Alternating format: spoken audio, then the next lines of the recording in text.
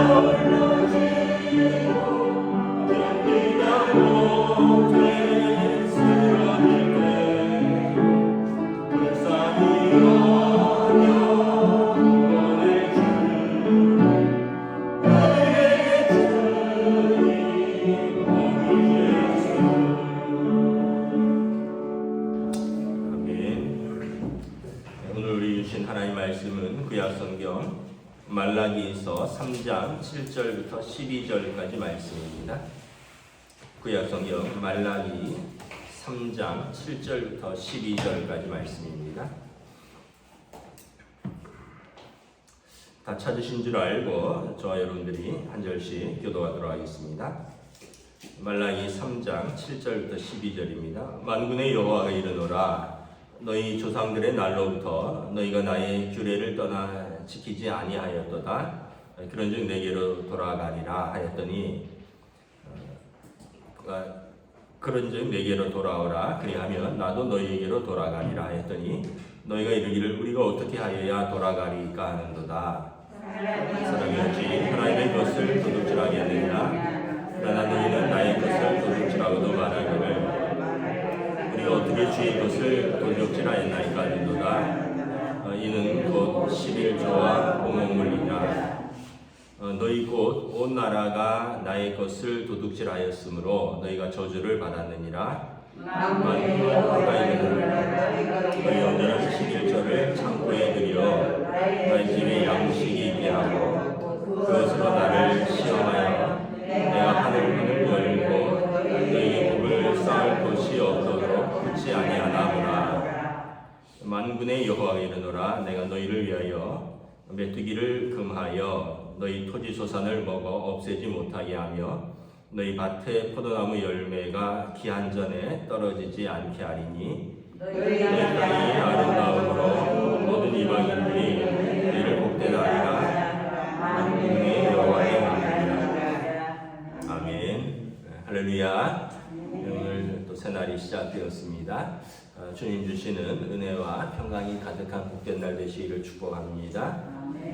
계속해서 말라기 말씀을 보고 있는데 말라기는 주의 사자라는 뜻이고 이스라엘의 어떤 영적인 타락과 또 그들의 도덕적 타락, 영적 타락과 도덕적 타락은 단순히 개인의 문제가 아니라 하나님과 자기 백성의 언약의 문제라고 했습니다.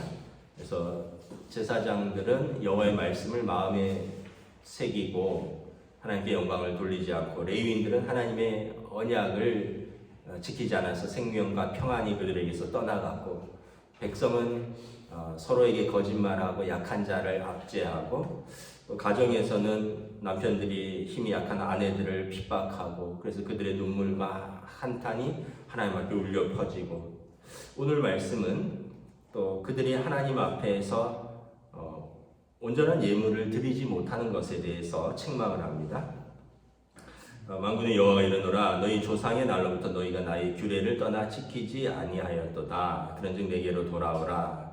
그래야면 나도 너희에게로 돌아오리라 했더니 그들이 우리가 어떻게 하여야 하나님께 돌아가리까? 라고 물었다는 거죠. 그랬더니 하나님께서 너희가 이제 십계명에 있는 너희가 하나님의 것을 하나님께 온전히 드리지 않았다라는 것입니다. 그러면서 이는 곧 11조와 봉헌물이라 라는 것입니다. 그러면서 말라기 선지자는 말합니다. 하나님의 것을 하나님께 마땅히 드려야 되는데 드리지 않았다면 그것은 하나님의 것을 도둑질한 것이 아니냐.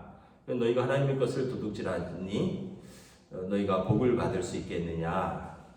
그러면서 10절에 보면 너희가 하나님을 한번 시험해 보라고 말합니다.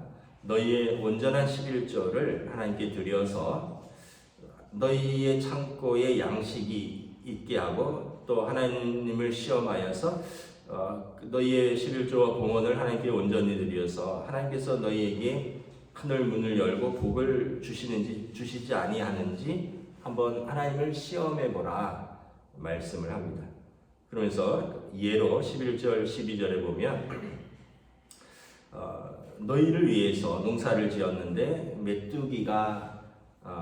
메뚜기를 금하여 너희 토지 소산을 먹어 없애지 못하게 할 것이며 포도나무가 태풍 같은 게 불면은 그냥 다 떨어지잖아요. 너희의 열매들이 기한 전에 떨어지지 않게 하나님께서 지켜주실 것이다. 그러므로 너희 땅이 아름다워짐으로 이방인들이 하나님을 섬기는 너희를 복되다 할 것이다. 하나님께서 너희의 일상을 어떻게 지켜주시는지 시험해보라 라는 말씀입니다. 오늘은 우리가 한번 11조와 봉헌물에 대해서 말씀이 나왔으니까 한번 생각을 해보도록 하겠습니다. 첫째는 여러분 우리가 그런 말이 있죠. 하나님 앞에서 물질은 물질이 주인이 아니라 하나님이 물질을 주시는 주인이시고 나는 그 물질의 청직이다라는 그 생각을 분명하게 가지는 것입니다.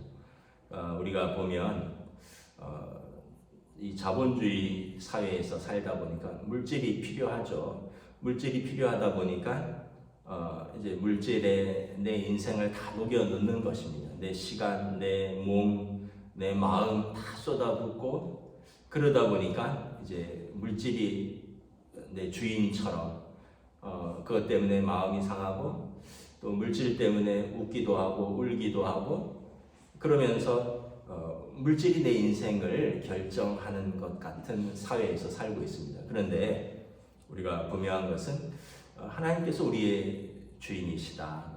우리는 물질은 그냥 하나님께서 우리에게 주신 것이고 우리는 그 물질의 관리자이다. 청직이라는 것입니다. 물질이 우리를 주관하는 것이 아니라 우리가 물질을 주관하는 것이다 라는 것입니다. 그런 마음을 가지면 우리가 하나님의 것을 하나님께 드릴 수가 있습니다.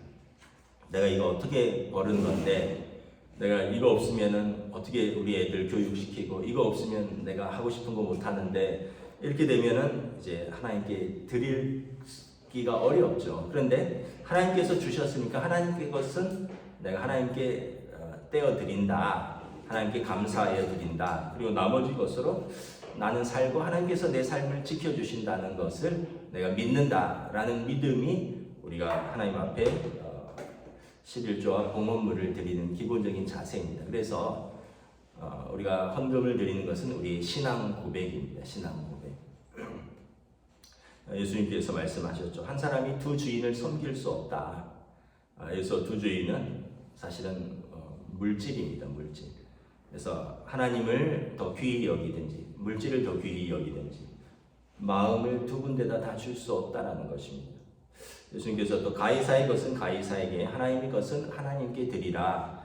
하나님의 것은 하나님께 감사함으로 드리고 또 국가에 세금 낼 것은 또 세금 내고 우리에게 주신 것은 또 우리에게 우리가 또 자족하면서 그 안에서 감사함으로 사용하면 되는 것이죠. 이렇게 보면 이런 말도 있죠. 내 물질 있는 곳에 내 마음이 있다 이런 말이 있습니다. 그 얘기는 뭐냐 하면 돈을 어디 쓰는지를 보면 그 사람의 마음이 어디에 가 있는지를 알 수 있다는 것입니다. 예를 들어서 여러분 젊은 연인들이 데이트를 하면 아마 데이트하는데 돈을 제일 많이 쓸 겁니다. 사랑하는 여자친구한테, 사랑하는 남자친구한테. 왜냐하면 만나는 시간이 많으니까 또 같이 함께 해야 되는 시간도 있고 또 서로를 즐겁게 또 해야 되고 그러다 보니까 데이트하면 이제 돈이 부족하죠. 그리고 그 물질의 대부분은 내가 사랑하는 여자친구에게, 남자친구에게 쓸 것입니다. 또 어떤 사람이 만약에 술을 좋아한다. 그러면 그분의 아마 가계부를 이렇게 좀 조사해 보면 뭐 안 쓰겠지만 가계부를 쓴다면 아마 사람 만나서 술 먹는 거에 돈을 많이 썼다는 걸 알게 될 것입니다. 만약에 어떤 사람이 골프를 좋아한다. 그러면 뭐 주말마다 뭐 골프를 가고 뭐 이러면 그 골프에 돈이 많이 들어갈 것입니다. 또 어떤 사람은 옷 사는 걸 좋아한다. 뭐 여자분들 그러면은 한번 이렇게 쭉 가계부를 한번 써본다면 옷에 들어가는 돈의 비용이 많을 것입니다. 대부분은 아마 자녀들에게 많이 들어갈 것입니다. 아이들 키우는데, 아이들 먹이는데, 아이들 학원 보내는데 대부분 다 자녀들에게 많이 들어가죠. 그럼에도 불구하고 거기에 하나님에 대한 마음이 있느냐 없느냐가 굉장히 중요한 겁니다. 우리가 내 생활에 있어서 이거는 꼭 있어야 되는데 그런데 하나님에 대해서는 우리가 별로 하나님의 것을 하나님께 돌려드리는데 신경 쓰지 않는다는 거죠. 내 자식은 끔찍하게 사랑하고 내 자식에게 들어가는 것은 전혀 아깝지 않은데 하나님께 드린 것은 왠지 인색하고 왠지 아까운 것 같고 그런 마음들이 사실 우리에게 없지 않아 있습니다. 그래서 우리가 이 헌금과 봉헌물은 우리의 신앙 고백이다라는 이것을 우리가 마음속에 새기고 첫째는 결단을 해야 됩니다. 결단을. 그래서 이것은 그냥 하나님께서 내게 주신 것이니 내가 당연히 하나님께 올려드린다 마음으로 떼어놓는 것입니다. 떼어놓는다는 얘기는 제일 먼저 그 부분을 이렇게 떼어놓는다라는 얘기입니다. 이게 나중에 떼게 되면 뗄 것이 없어져요. 왜냐하면 뭐 이것도 써야죠, 저것도 써야죠, 뭐 아이들도 교육시켜야죠, 뭐 이런저런 내 생활도 해야 되죠. 나중에 보면 뗄 게 없어져요. 그런데 아예 처음부터 뭐 하나님의 것을 딱 떼어놓으면 이제 그게 이제 제일 우선순위로 떼어나면 나머지 것들은 뭐 살면서 그냥 이렇게 들어가는데 먼저 떼어놓지 않으면 나중에 보면 살면서 하나님께 드릴 것이 없어진다. 그래서 우리가 좀 이렇게 마음의 결단을 해야 됩니다. 뭐 저희 가족 이야기를 해서 죄송한데 우리 둘째가 군에 있는데 얘가 교회로 11조를 보내고 있더라고요. 저희는 뭐 하라 하지 말란 말을 하지를 않았습니다. 군인이 온라인으로 이제 훈련 받을 때도 몰랐는데 얘가 한 달에 53만 원을 군대에서 받거든요. 근데 매달 53,000원씩 온라인으로 11조를 보내오더라고요. 그래서 언젠가 통화하다가 물었어요. 얘가 53만 원 받아서 지가 적금을 40만 원을 넣고 13만 원 났는데 53,000원을 11조 떼고 또 그 교회 주일원금 낼 거 아니에요. 그래서 그러면 한 7만 원 정도로 한 달을 쓰는 거예요. 그래서 물어봤죠. 너 그러면 생활이 부족하지 않냐? 그랬더니 뭐 군대에서 먹여주고 재워주는데 PX에서 뭐 초코파이 사 먹고 간식 사 먹고 이러는데 충분하다고. 그래서 제가 그런 이야기를 했습니다. 아빠보다 낫다. 저는 군 생활할 때 장교였는데 저도 제 기억에 연 1,200만 원 정도를 받았습니다. 그러면 이게 평달에는 한 55만 원 정도. 그다음에 군인이 무슨 보너스가 많아요. 뭐 체력 단련비도 있고 정기적인 상여금이 석 달 만에 나오고 또 뭐 25% 달, 50% 달, 뭐 75% 달, 100% 달 뭐 이런 게 있어서 어쨌든 한 연 1,200만 원 받는데 저는 그냥 본봉에 대한 11조만 드리고, 그러니까 쉽게 얘기하면 1,200만 원을 연 받았다면 한 50만 원 정도에 대한 본봉에 대한 거, 그러니까 한 600만 원 정도만 연 11조를 거기에 계산해서 드리고 나머지 상여금이나 이런 거는 전혀 드리지 않았거든요. 왜냐하면 나도 살아야지, 나도 서울 나가서 외출해야지, 친구 만나야지, 나도 그 병사들이 있는데 병사들 가끔 뭐 축구하면은 뭐 막걸리도 받아줘야지, 나도 소대장인데 나도 쓸 일이 많고 품위 유지비가 있는데 그랬던 기억이 있는데 저는 우리 아이한테 하란 말 하지 말란 말 하지도 않았는데 자기가 이렇게 하더라고요. 그래서 참 마음이 귀하다. 그래서 제가 그런 이야기를 했어요. 너 군대 교회는 어떠냐? 그랬더니 군대 교회는 되게 열악하대요. 악기도 없는 것 같고 악기가 있어도 악기를 연주할 사람이 없는 것 같고. 그래서 최근에 군종 지원을 했다 그러더라고요. 통신병인데 주일을 날은 군종으로 지원을 해서 자기 선임이 제대하면 교회를 이렇게 쉽게 가면 전도사처럼 가서 이제 군목이나 목사님 도와서 섬기는 거죠. 그래서 아이고 참 귀하다 그러면서 이런 이야기를 했어요. 우리 교회는 너가 11조를 안 해도 우리 교회는 그렇게 어렵지는 않으니까 너 11조를 너 부대 있는 교회에다가 해라.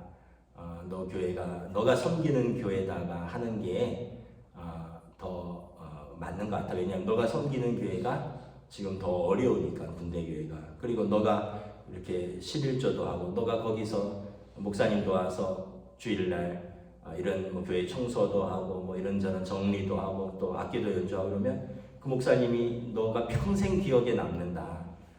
너가 굉장한 힘이 된다. 한 사람의 그런 섬김이 그 목사님에게는 정말 힘이 되니까 그렇게 해라. 모르겠어요. 이제 이번 달부터는 어떻게 하는지. 여러분 이렇게 어떤 면에서 보면 하나님께서 가난한 것은 아니에요. 하나님께서 이 물질을 쓰시는 것은 아니에요. 교회가 쓰는 거죠. 교회가 또 교역자들의 생활, 또 뭐 교회가 또 전도하고 선교하고 교회를 운영하고 이런 데 이제 쓰는 것인데, 사실은 뭐 큰 교회와 작은 교회는 뭐 빈익빈 부익부 차도 많고 뭐 여러 가지 그런 것들이 있는데, 일단 기본적인 것은 내가 섬기는 교회에 내 마음, 내 물질을 드리는 것이 가장 올바른 원칙입니다. 요즘은 또 그런 분들도 있다 그러더라고요.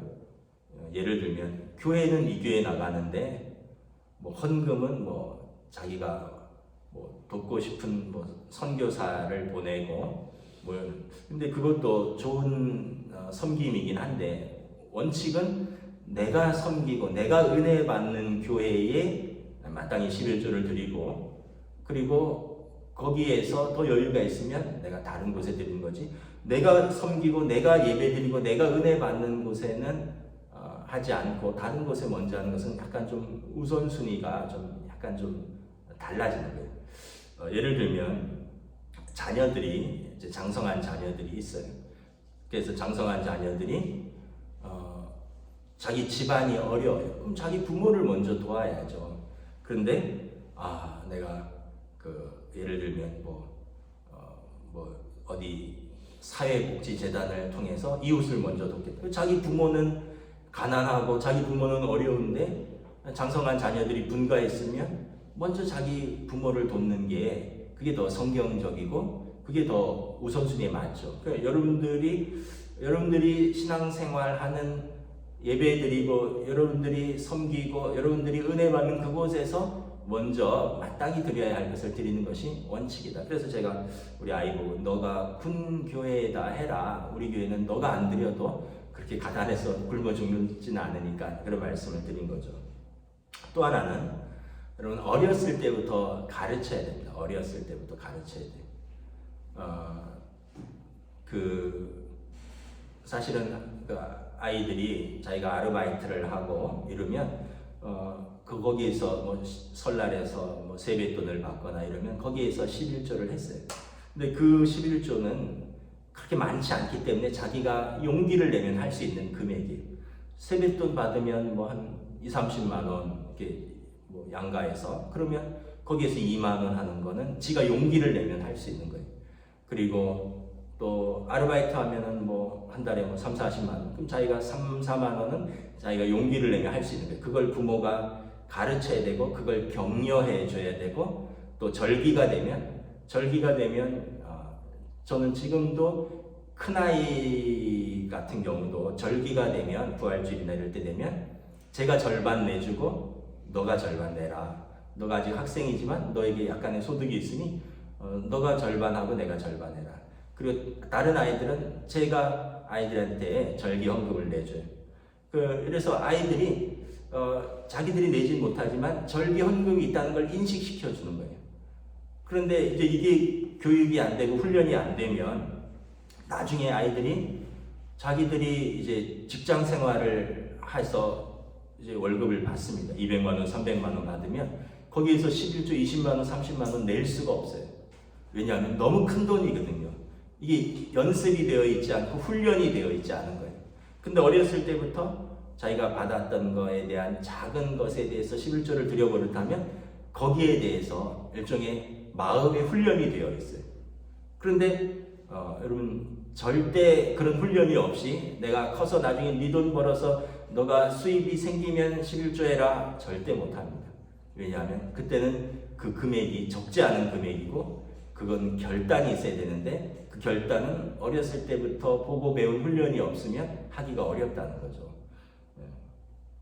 그리고 나서 절기가 되어도 제대로 된 절기헌금을 하기가 어렵습니다. 뭐 오늘 본문이 있으니까 제가 좀 이렇게 말씀을 이렇게 한 가지 더 드리면, 제가 조금 우리 청년들이나 조금 안타까운 것은 뭐냐 하면 뭐 부활주일이나 뭐 이런 성탄절이나 이런 절기연금에 뭐 금액을 얘기해서 좀 죄송한데 한 10,000원, 뭐 20,000원 이렇게 내는 청년들이 있어요. 그러면 좀 안타까워요. 왜냐하면 자기들이 하루에 커피 사 먹어도 5,000원이거든요. 그런데 그렇게 커피 사 먹고 밥 사 먹고 영화 보고 이런 거에는 아낌없이 쓰는데 이제 좀 알만한 청년들이 신앙생활도 어렸을 때부터 교회에서 자랐고 또 자기가 아르바이트하고 또 자기가 직장 다니고 또는 가정도 이뤘는데 절기가 됐는데 절기헌금을 할 줄을 모르는 거예요. 때로는 어른들도 그렇고. 그래서 그런 걸 보면 참 우리가 이 헌금은 교회에서 말하기가 어려운 건데 좀 가르쳐야 되는구나. 그래서 제가 목사로서 헌금을 가르치고 이렇게 하기가 참 어렵습니다. 목사도. 왜냐하면 헌금 설교하면 시험 들었다고 하거든요. 교회에서 돈 얘기하느냐 그러고 시험 들었다 그러고. 그래서 제가 이런 본문이 나올 때 외에는 하지 않습니다. 그런데 여러분 다시 한번 생각을 해보셔야 돼요. 우리 뭐 젊은 사람들은 그 막 커피 한 잔 밖에서 4,000~5,000원 쉽게 사 먹거든요. 근데 1년에 돌아오는 부활주일, 성탄절, 추수감사절에 한 해의 감사, 한 해의 성탄절 이런데 자기 커피 2잔 값. 그러면은 조금 어떤 면에서 보면 어른들 책임이 큽니다. 부모들이 제대로 안 가르쳤다는 거예요. 가르치셔야 됩니다. 저희 아이들에게 저라고 왜 어렵지 않겠어요? 저도 아이들, 그러나 그 절기헌금의 의미를 알려주고 절기헌금을 자기들의 이름으로 어렸을 때는 부모들이 내주고 그러면서 내가 주지만 너희 이름을 쓰고 너가 해라 이렇게 가르쳐 줘야 되는 거예요. 그래서 여러분 오늘 말씀에 보면 이걸 시험 들지 마시고 우리가 하나님께 어떻게 돌아가리까 이러면서 우리가 온전한 예배와 온전한 봉헌에 대해서 다시 한번 생각을 해보아야 한다는 것입니다. 오늘 말씀에 보면 10절에 이런 말씀이 있습니다.